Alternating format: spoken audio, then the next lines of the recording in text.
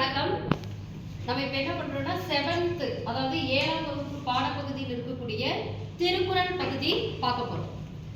திருக்குறள் பகுதி அப்படின்னாவே நம்மளுக்கு வந்து திருக்குறள் பகுதி எப்படி இருக்கும்னா நம்மளுடைய அறக்கருத்துக்களை நம்மளுக்கு தரக்கூடியதுதான் திருக்குறள் பகுதி. நம்ம மாணவர்களாகிய நம்மளுக்கு அறக்கருத்துக்கள் அது தரும். இப்ப அறக்கருத்துக்கள் அப்படின்னா நீங்க பாருங்கன்னா முதல் அதிகாரம் அப்படின்னு சொன்னா வினை செயல் வகை. அதாவது வினை செயல் வகை அப்படிங்கிறது நம்ம ஒரு வேலையை செய்யறதுக்கான காலம் எப்படி தெரிஞ்சுக்கணும் சரிங்களா அப்படிங்கிறது தான் வினை செயல் வகை.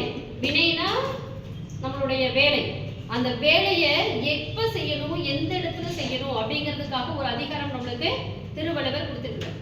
பாருங்க, பொருள் கருவி காலம் வினை இடனோடு ஐந்தும் இருள் தீர எண்ணி செயல். அதாவது பொருள் கருவி காலம் வினை இடனோடு ஐந்தும், இந்த ஐந்தும் என்ன சொல்றது இருள் தீர எண்ணி செயல். இருள் அப்படின்னா இந்த இடத்துல வந்து இருட்டு மயக்கம் அப்படிலாம் கிடையாது. இருள் தீர அப்படின்னா மயக்கம் தீர நம்ம என்ன பண்ணணும் எண்ணி செயல். தெளிவா நம்ம பிளான் பண்ணிட்டு தான் அந்த வேலையை செய்யணும் அப்படின்னு சொல்றாங்க. பொருள் அப்படின்னு சொன்னா வேண்டிய பொருள் சரிங்களா. வேண்டிய பொருள் நம்ம ஒரு வேலை செய்யறோம், வேலை செய்யறதுக்கான ஒரு முடிவு பண்ணிட்டோம், ஒரு பிளான் பண்ணிட்டோம், என்ன வேலை செய்யணும் என்ன அப்படிங்கிறது ஒரு பிளான் பண்ணிட்டோம். இப்ப வேண்டிய செயல், அந்த வேலைக்கு தேவையான என்ன பண்ணணும் செயல்களை வேண்டிய பொருள், வேண்டிய பொருள்களை நம்ம என்ன பண்ணணும் அப்படின்னு சொன்னா சேகரிச்சுக்கணும். இதுதான் செய்யணும் அப்படிங்கிறத சேகரிச்சுக்கணும். அடுத்தது ஏற்ற கருவி.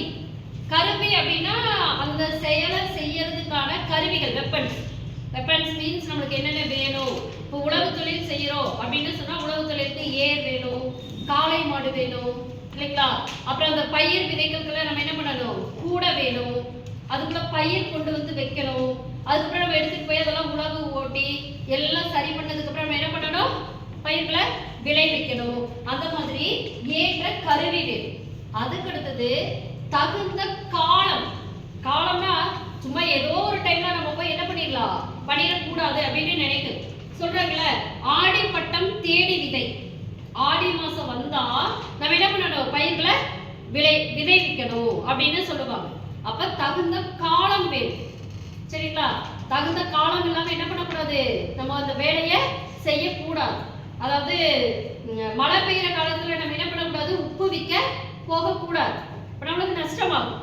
அதே மாதிரி புயல் அடிக்கிற காலத்துல நம்ம என்ன பண்ணக்கூடாது பொறி விற்க கூடாது, அப்ப என்ன ஆகும் எல்லாம் அடிச்சுட்டு போயிடும். அதனாலதான் அவங்க சொல்றாங்க தகுந்த காலம் தெரிந்து கொள்ள வேண்டும். நெக்ஸ்ட் மேற்கொள்ளும் செயலின் தன்மை அப்படிங்கிறாங்க. மேற்கொள்ளும் செயலின் தன்மை.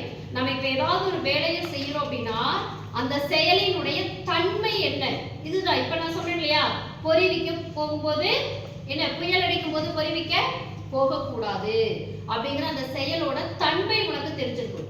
இந்த நேரத்துல நான் இந்த வேலை செஞ்சா அந்த வேலை எனக்கு என்ன பண்ணணும் நல்லா நம்மளுக்கு வருமானம் தருமா அப்படின்னு நீங்க என்ன பண்ணணும் தெரிஞ்சுக்கணும். தெரிஞ்சுக்கிட்டு தான் செய்யணும். அடுத்தது உரிய இடம்.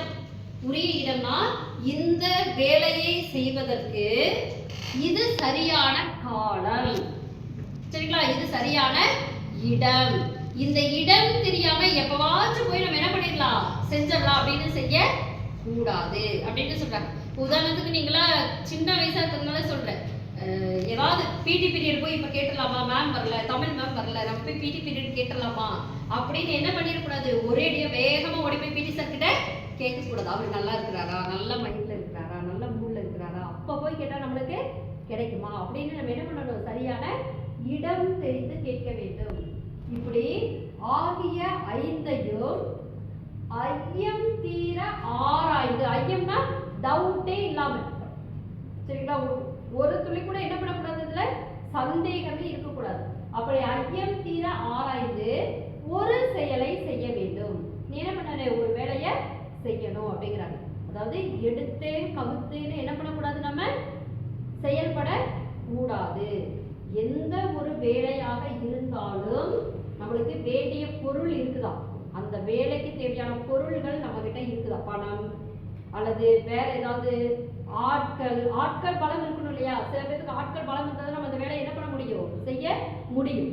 அந்த ஆட்கள், ஏற்ற கருவி, நம்மகிட்ட அந்த வேலை செய்யறதுக்கான கருவிகள் இருக்குதா, தகுந்த காலம், இந்த டைம்ல நம்ம அந்த வேலையை செய்யலாமா, மேற்கொள்ளும் செயலின் தன்மை, நம்ம அந்த செயலினுடைய தன்மை என்ன, இந்த நேச்சர்ல நம்ம இது செய்யலாமா அப்படிங்கிறது. அடுத்தது உரிய இடம் பார்த்து அந்த வேலையை நம்ம என்ன பண்ணணும், செய்யணும். அப்படி செய்தால் நம்மளுடைய வேலை எப்படிப்பட்டதா இருக்கும், சக்சஸ்ஃபுல்லா முடியும் அப்படிங்கிறது தான் அவங்க என்ன பண்றாங்க, வினை செயல் வகை அப்படிங்கிறதுல நம்ம திருவள்ளுவர் சொல்றாரு. சரிங்களா?